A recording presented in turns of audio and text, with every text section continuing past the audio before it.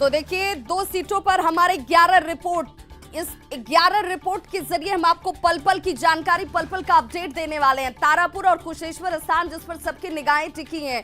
सुबह 8 बजे से काउंटिंग की शुरुआत हो जाएगी। हमारे साथ गेस्ट पैनलिस्ट लगातार जुड़े हुए हैं। हमारे साथ इस वक्त सारिका पासवान जी आरजेडी से जुड़ गई हैं। सारिका जी, बहुत स्वागत है आपका न्यूज 18 बिहार झारखंड पर। आपसे जानना चाहूंगी, आज के परिणाम को लेकर कितनी उत्साहित आप हैं, कितनी आश्वस्त हैं कि जनता का साथ, प्यार और विश्वास आपके साथ है? जी बिल्कुल विभा जी, जिस तरीके से हमने देखा कि पिछला विधानसभा में भी लोगों ने वोट किया था बदलाव के लिए, क्योंकि जो पिछले 15 साल की सत्ता थी, जो बिहार में बेरोजगारी, महंगाई, जिस तरीके से लॉ एंड ऑर्डर की बिगड़ी हुई व्यवस्था है, मानो कोई कानून ही नहीं है यहाँ चल रहा है, ये तमाम ऐसे मुद्दे थे जिसको लेकर के माननीय तेजस्वी यादव जी लोगों के बीच में गए और लोगों का अपार प्यार और समर्थन उन्हें प्राप्त हुआ। और अभी 2 सीटों पे चूंकि बाई इलेक्शन है और हमने देखा कि लोग अभी वो बदलाव चाह रहे हैं अभी भी, और वो 19 लाख नौकरियां बनाम 10 लाख नौकरियां, और वो महंगाई, वो लॉ एंड ऑर्डर की समस्या जो प्रतिदिन बिहार में, चाहे आप कोई क्षेत्र निकाल के देख ले, हर दिन कोई ना कोई किसी की हत्या, बलात्कार, ऐसी घटनाएं जो दिन दहाड़े हो रही हैं और प्रशासन का उस पर कोई लगाम नहीं है। और महंगाई तो मानो की कमर ही तोड़ गई है। बेरोजगारी का अड्डा बना हुआ है बिहार।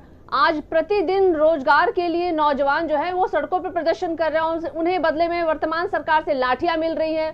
और अगर आप बेरोजगारी की बात करते हैं, रोजगार की मांग करते हैं, तो नीतीश कुमार जी की सभा में जिस तरीके से 8 और 9 लड़के जो अपनी पर्चियां लेके खड़े थे बेरोजगारी का कि भाई हमें रोजगार चाहिए, उनको नीतीश कुमार जी ने मंच से ही कहा कि कौन है भाई ये लोग, इन लोगों को हटाओ, इन लोगों को जेल में डालो। और बाकायदा उनकी गिरफ्तारी की गई, उनके घर से उठाया गया और उनको जेल में डाला गया। तो ये व्यवस्था है बिहार में जिसे कि लोग बदलना चाहते हैं।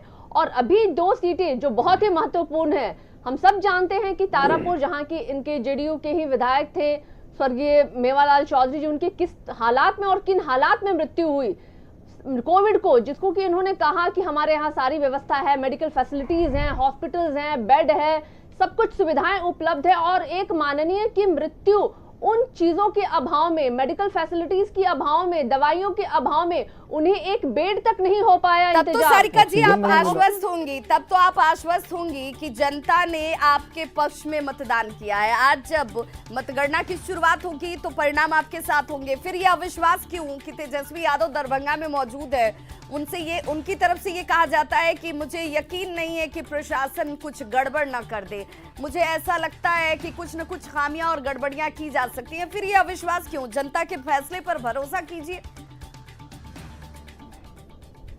नहीं विभा जी, यहाँ अविश्वास का तो सवाल ही नहीं पैदा होता है। जनता पे तो पूरा विश्वास है, लेकिन वर्तमान सत्ता में बैठे लोग जो कि हमेशा से ही सत्ता का दुरुपयोग करते आए हैं, पिछले इलेक्शन की भी बात अगर मैं याद कराऊं आपको, तो लगभग 12 ऐसे हमारे प्रत्याशी थे जिनको कि मामूली मतलब 19 वोट, 200 वोट, 50 वोट, ऐसे वोटों से उनको अंत में हराया गया। और दोपहर तक तो उनकी काउंटिंग खत्म हो गई थी, उन्हें दिया भी नहीं गया सर्टिफिकेट, और शाम होते होते उन्हें बताया गया कि आप हार गए। सारिका जी, ये तो कुछ वक्त के बाद तय हो जाएगा। और देखिए, सर्वोपरि जनता होती है, जनता जनार्दन ने अपने फैसले के साथ ये तय कर दिया है कि वो क्या चाहती है।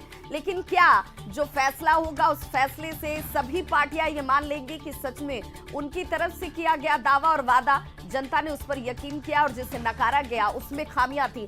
लगातार हम इस बड़े